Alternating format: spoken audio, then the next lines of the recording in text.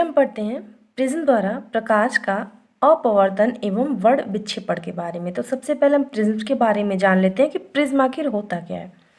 तो किसी समान पारदर्शी माध्यम की वह आकृति जो किसी कोण पर झुके हुए दो समतल पृष्ठों से घिरा होता है उसे प्रिज्म कहते हैं। यानी कि कोई भी समान पारदर्शी माध्यम होगा और ऐसी आकृति जो किसी कोण पर झुके हुए यानी दो समतल पृष्ठों से घिरा होगा, वो कोई कोण बनाता होगा, उसी को क्या कहते हैं, उसे प्रिज्म कहते हैं।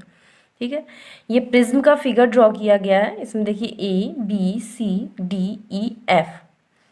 ठीक है, अब इसमें क्या क्या होता है, इसमें अपवर्तक कोण होते हैं, अपवर्तक कोर होता है, अपवर्तक पृष्ठ होता है और प्रिज्म का आधार होता है। तो सबसे पहले हम जानते हैं कि अपवर्तक कोण क्या होता है। ठीक है, तो अपवर्तक कोण क्या होता है, ये जो होते हैं वो अपवर्तक पृष्ठों से मध्य बने होते हैं। अपवर्तक पृष्ठों के मध्य क्या बना होता है, अपवर्तक कोण बना होता है। यहाँ पे अपवर्तक कोण क्या होता है, कोण BAC। अपवर्तक कोण क्या है, कोण BAC। ठीक है, और जो आदर्श प्रिज्म होते हैं उनका मान जो होता है वो 60 डिग्री होता है। ठीक है, अब देखते हैं कि अपवर्तक पृष्ठ क्या होते हैं। अपवर्तक पृष्ठ मतलब कि ऐसा समतल पृष्ठ जहाँ से प्रकाश का अपवर्तन होता है उसी को अपवर्तक पृष्ठ कहते हैं। ठीक, नेक्स्ट पॉइंट है कि अपवर्तक कोण क्या होता है। तो देखिए, अपवर्तक कोण जो होता है वो दोनों अपवर्तक पृष्ठों को, यानी जो अपवर्तक दोनों अपवर्तक पृष्ठों को जो मिलाने से बनती है, यानी ऐसा कोण जो दोनों इन दोनों को अपवर्तक पृष्ठ को मिलाने से बनी कोर को ही क्या कहते हैं, अपवर्तक कोर कहते हैं। नेक्स्ट पॉइंट पे आते हैं कि प्रिज्म का आधार क्या होता है, बेस होता है। ठीक, तो ये जो अपवर्तक कोर है इनके सामने वाला पृष्ठ वही क्या कहलाता है, वही प्रिज्म का आधार कहलाता है। ठीक, ये देख लीजिए, ये मुख्य परिच्छेद है A, B और C। नेक्स्ट पॉइंट देखते हैं कि प्रिज्म के द्वारा आखिर प्रकाश का अपवर्तन होता कैसे है। ठीक है, तो जैसे हमने ये फिगर लिया है, ये एक कांच का प्रिज्म है, इसका मुख्य परिच्छेद दिया हुआ है A, B और C। ठीक है, यहाँ पे कोण जो है B, A और C, ये क्या है, अपवर्तक कोण है। कोण BAC ये क्या है, अपवर्तक कोण है। ठीक है, अब हम मान लेते हैं कि कोई भी वायु से जो है कोई भी प्रकाश की किरण, ये हम इसको P लिख लेते हैं, कोई भी प्रकाश की किरण यानी कि PQ। ठीक है, ये प्रिज्म A और B पर आकर के किसी एक पृष्ठ पे आके गिर रही है। ये प्रकाश की किरण PQ जो है, प्रिज्म का एक सिरा AB दिया हुआ है, इसके किसी पॉइंट पे आकर के गिर रही है, यानी कि आपतित हो रही है। ठीक है, तो अब हमें पता है कि प्रिज्म में जो इनके प्रिज्म जो होता है वो क्या होता है, ये सघन माध्यम होता है। अब ये बाहर हवा क्या होती है, वो विरल माध्यम में होती है। तो जब कोई प्रकाश की किरण जब विरल माध्यम से जब सघन माध्यम में जाती है, जैसे जब कोई प्रकाश की किरण ये हमारा विरल माध्यम से जब सघन माध्यम में जाती है, ये हमारा क्या हो गया, ये अभिलंब हो गया। तो वो क्या होती है, अभिलंब के पास आ रही है। तो जब प्रकाश की किरण PQ जो है विरल से सघन में जा रही है तो वो अभिलंब क्या हो रही है, वो पास आ रही है। और दोबारा यही जब विरल माध्यम सघन माध्यम से, प्रिज्म सघन माध्यम है, फिर इसके बाहर निकल रही है, तो यहाँ पे ये हमने एक अभिलंब लिया है, तो ये किरण सीधे न जा करके बल्कि वो अभिलंब से क्या हो रही है, दूर हट जा रही है। ठीक है, ये तो प्रकाश का अपवर्तन का हो गया।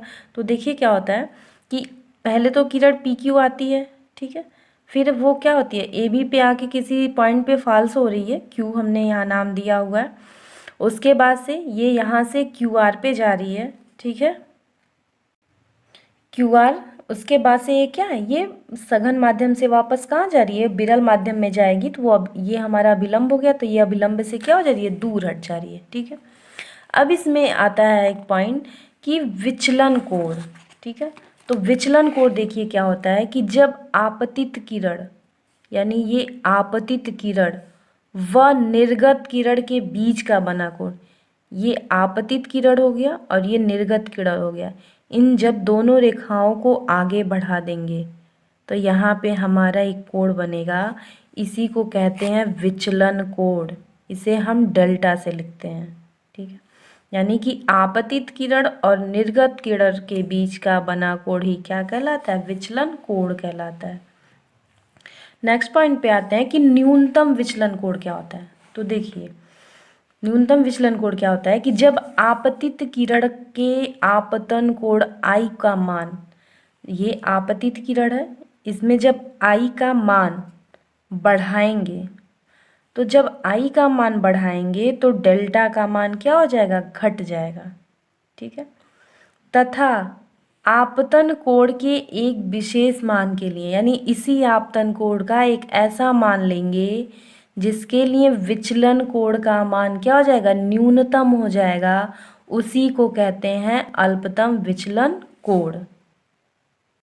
अब हम प्रिज्म का फॉर्मूला निकालते हैं। तो देखिए, किसी प्रिज्म का कोण A तथा किसी रंग विशेष के लिए अल्पतम विचलन कोण अगर डेल्टा m हो तो प्रकाश के किसी भी रंग विशेष के लिए उस प्रिज्म के पदार्थ का अपवर्तनांक, फॉर्मूला लिख लीजिएगा, n इजिकल टू साइन कोष्टक में A प्लस डेल्टा m अपान 2 कोष्टक बंद अपान साइन A अपान 2।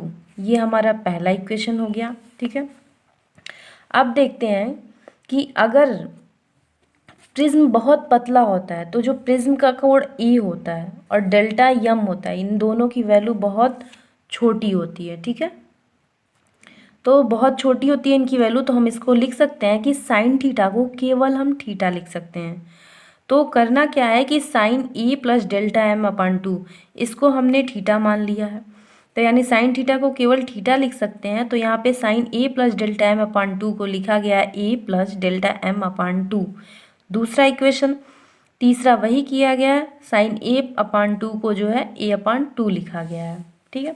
अब क्या करना है, समीकरण 3 और 2 का मान समीकरण 1 में रख देंगे, ठीक है। जब समीकरण 3 और 2 का मान रखेंगे तो हमारी वैल्यू आएगी n equal to A plus delta M upon 2 total के अपान a अपान 2। तो ये हमारा 2 कहाँ चला जाएगा? ऊपर जाएगा अब, ठीक है। तो देखिए, तो n equal to A plus delta M upon 2 into 2 upon a, ठीक है। अब क्या होता है कि यहाँ पे 2 और 2 क्या हो जाएंगे? कट जाएंगे। हमारा बचेगा n equal to A plus delta M upon A. A यहाँ डिवाइड में है, इधर जाएगा तो क्या हो जाएगा? मल्टीप्लाई में हो जाएगा। तो n a equal to A plus delta m. अब हम डेल्टा m की वैल्यू निकालेंगे। a यहाँ प्लस में है, इधर जाएगा तो क्या हो जाएगा? माइनस में हो जाएगा। दोनों में a हमारा कॉमन है, यानी कि डेल्टा m इजिकल टू ए कोष्टक में n माइनस 1, ठीक है। यहाँ पे हमारा जो डेल्टा यम है वो अल्पतम विचलन कोण है, ए जो प्रिज्म का कोण है, और यन क्या है? प्रिज्म के पदार्थ का अपवर्तनांक। तो इससे हम कह सकते हैं कि जो पतले प्रिज्म द्वारा विचलन कोण उत्पन्न होता है उसका मान जो होता है प्रिज्म के अपवर्तनांक यानी यन, प्रिज्म के अपवर्तनांक तथा प्रिज्म के कोण पर निर्भर करता है, आपतन कोण आई पर निर्भर नहीं करता, ठीक है।